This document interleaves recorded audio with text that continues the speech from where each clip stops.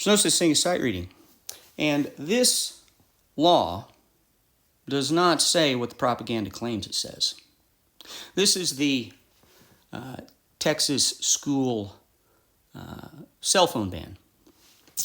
And my wife first told me about this, and then I read the news articles about it, and I panicked a little bit.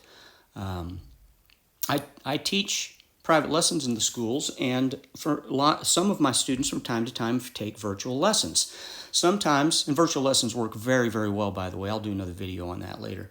But sometimes I have students that there's band classes that meet on more than one campus at the same time. I can't be two places at once, so sometimes students have to do their lessons virtually.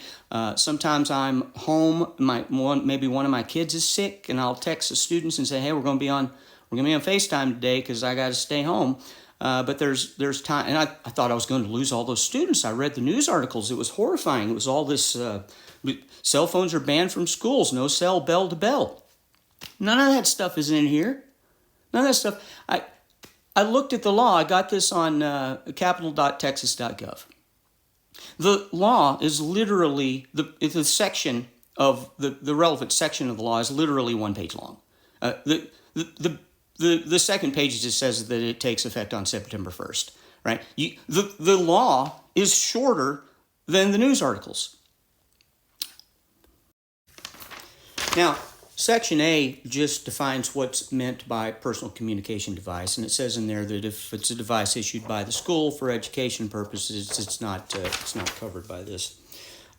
Section B says that the school shall adopt policies prohibiting students from using personal wireless communication devices during instructional time. It doesn't say anything about between classes or before the bell rings, before school or lunchtime or homeroom time or even in the classroom except during the instructional time. And it's not even defined what instructional time is. That's left to the schools too.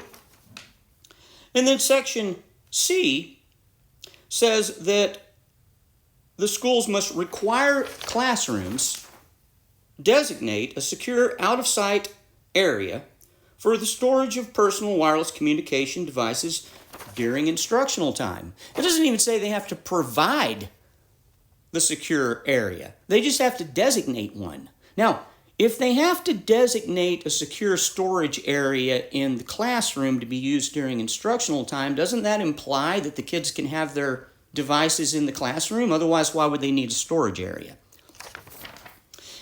There's no cell bell to bell in here. There's no banning the devices from school in here. A compliant policy would literally be put your phone in your backpack while the teacher's talking. That's it. Now, individual school districts, they can create a more strict policy than that if they want to, and they're welcome to do so. But that wouldn't be the law. That would be a local policy. All this says is that there has to be a secure out-of-sight location designated in the classroom for storage of the devices during instruction time. That's it. Now, I'm not arguing for or against kids playing on their phones in class. You guys can fight over that. And I'm not arguing for or against government overreach. You guys can all fight over that too. But what I am against is my news organizations